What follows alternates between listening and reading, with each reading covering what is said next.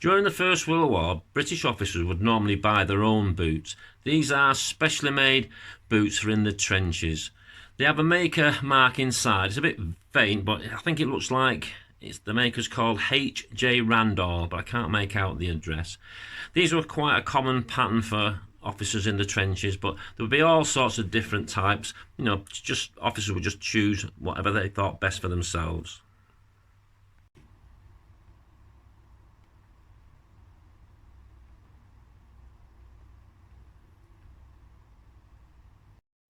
The 3 pips on the cuff, that denotes it's the rank of a captain.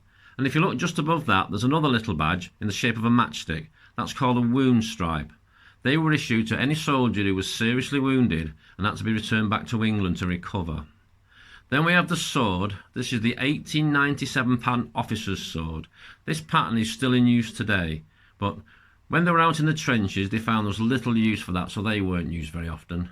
Then underneath that we have the haversack. That's just for keeping some of the officers' personal bits and pieces of equipment.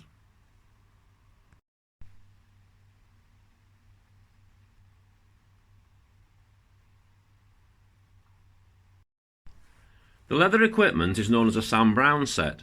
That was developed by a British officer serving out in India in 1852 called Samuel Brown.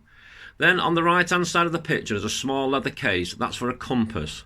It is empty, but I bought that on eBay, and the chap who sold it to me told me it belonged to his great-grandfather called Captain Maurice Parsons, who served in the Royal Horse Artillery and was killed on the 14th of July 1916 as part of the Somme offensive.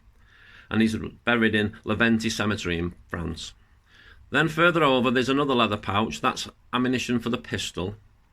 Then at the end of the lanyard in the leather case, that's the officer's revolver. That's the Wwi .455. Then further up on the shoulder strap is the trench whistle. That's what the officers sounded as they stormed out of the trenches. And as the officers were one of the first people out of the trenches, they were always a target for the German snipers. And a junior officer serving on the Western Front at that time, his life expectancy was just 6 weeks.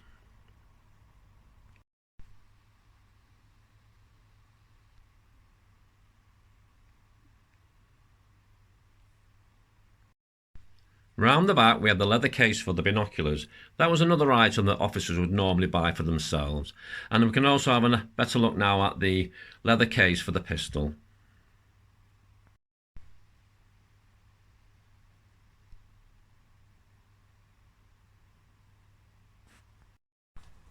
This is the Wwi .455.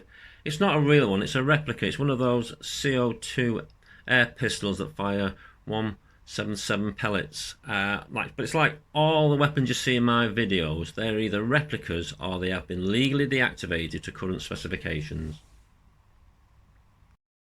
The officer's cap will be slightly different than the ordinary soldiers, and like most of the uniform, the officers would normally buy their own. They would have it all tailor-made, not just anything off the shelf.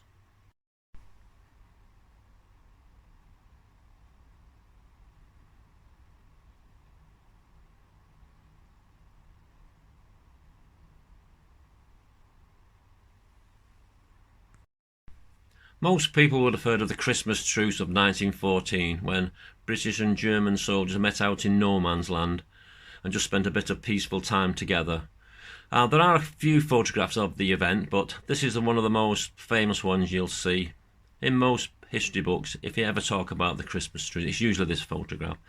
And if you look at the chap on the right hand side who's just barely visible there, it looks a bit like he's taken a selfie. Now, whether this is one of the original selfies, I have no idea. One of the men there that day was a British Army captain called Bruce Bairnsfather. He was in the Warwickshire Regiment. This is a photograph of him taken on that Christmas morning, and he would later go on to become famous for the cartoon characters he created, the British soldier Old Bill and Bill's friends Alf and Bert. Apart from the cartoons, he also wrote a book. This one was first published in 1916, just halfway through the war, and that's a picture of Old Bill on the front, one of the characters he created. And the book's called Bullets and Billets. It's about his experiences of landing in France for the first time and then going off to the Western Front and then all his experience of life in the trenches. If ever you want to read a book about what it's really like in the trenches, this is a book to get. It's really good and very, very interesting. And the book is dedicated, says on there, to my old pals Bill, Bert and Alf, who have sat in the mud with me. And how we got started with the cartoons, the first one he did was on the wall of a barn. This is a self-portrait of him doing that cartoon on the wall. And the cartoons that's a picture of him lying in bed and a shell coming towards him, and the caption is, "My dream for years to come." And when his friends saw that, they asked him, whether he'd do some cartoon drawings for him as well. So he started doing on bits of paper and all sorts of things, and they were about trying to make light of what their experience and what they were going through, to see the funny side of things. And one of them suggested that he sent some copies to London to see if any newspapers would print them, and a newspaper called the Bystander took him on and started doing regular features of his cartoons. He did hundreds and hundreds of cartoons during the time, and he became really famous. He was a really big celebrity at the time, and in between the wars too, he was really famous. But later on, in his later life, he became a bit of a recluse and not as famous, and he died in obscurity, really. This is one of his cartoons. It's captioned, "The Communication Trench. Problem, whether to walk along the top and risk it, or do another mile of this."